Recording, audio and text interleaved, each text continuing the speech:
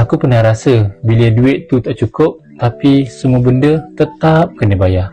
Masa tu aku fikir betul-betul, ada tak cara untuk tambah income yang tak goyang walaupun ekonomi tengah guncang.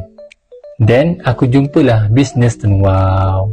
Benda basic je, benda yang orang memang guna, iaitu sekeping SIM card. Orang tetap perlukan data, orang tetap top up walaupun dia tengah sesak.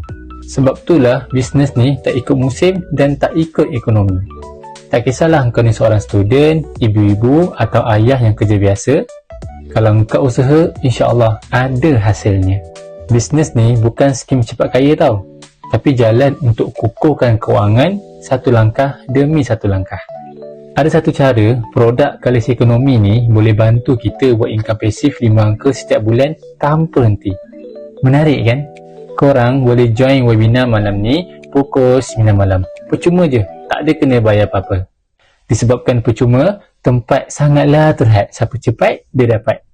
Caranya, korang tekan je link dekat saya punya bio tu, daftar dekat situ, bijak buat duit. Hidup ni dah cukup mencabar. Tak salah kalau kita cari something yang akan bertahan lama.